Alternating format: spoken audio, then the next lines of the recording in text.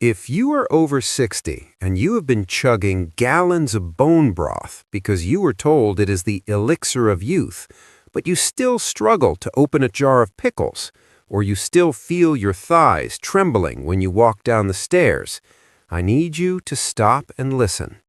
Bone broth is excellent for your skin. It is wonderful for your joints.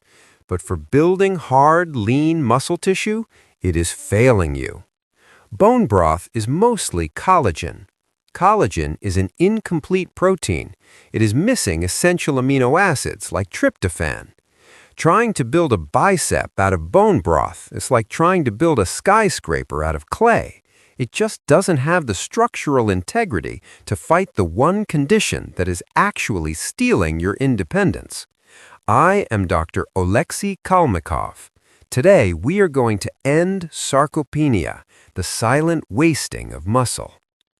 Most doctors will tell you that losing muscle is just part of aging. That is a lie. It is not aging. It is a biological condition called anabolic resistance. Imagine your muscle is a house with a door.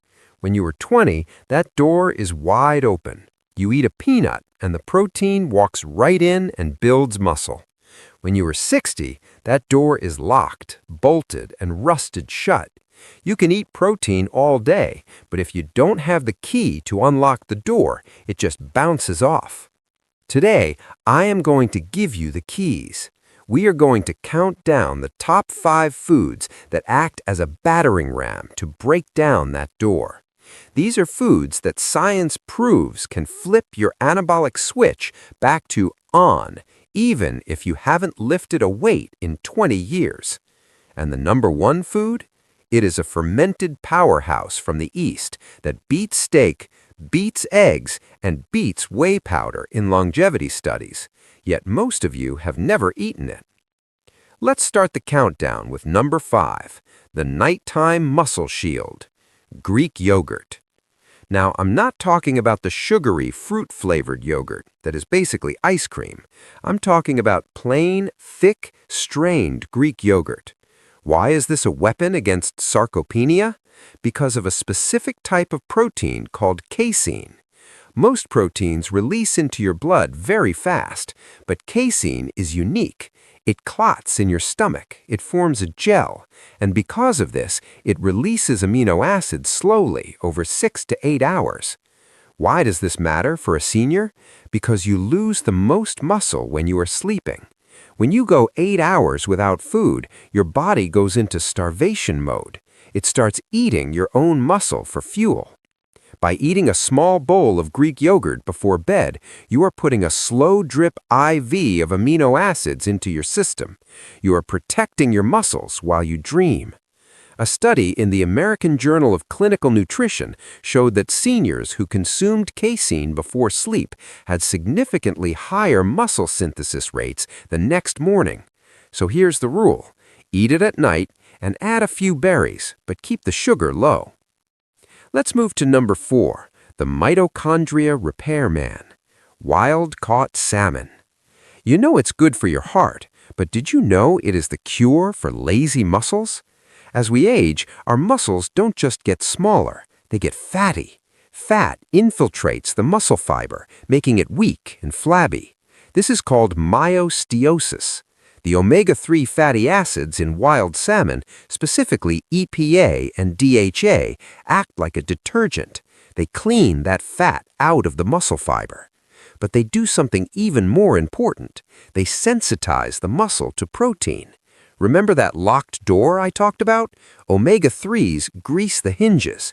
They make the muscle membrane more flexible so that when insulin and amino acids knock, the door opens easier. Research from Norway and Harvard suggests that seniors with high omega-3 levels have greater grip strength regardless of how much exercise they do. If you can eat wild salmon twice a week, do it. If not, high-quality sardines are just as good and cheaper, but get those oils into your body. Now, number 3, the gold standard, the egg. For years, we were scared of eggs, cholesterol, heart disease. Please, let us look at the modern science. For the vast majority of people, dietary cholesterol does not clog arteries. Sugar clogs arteries. For muscle, the egg is the perfect food. It has a biological value of 100. That means your body wastes almost nothing. Every gram of protein in an egg is used to repair tissue. But you must eat the yolk. I see seniors eating egg white omelets and throwing the yolk away. You're throwing away the medicine. The yolk contains leucine. Leucine is the master key. It is the specific amino acid that shouts at your body, "Build muscle now." You need about 2.5 grams of leucine to trigger growth. 3 whole eggs get you there. 3 egg whites do not.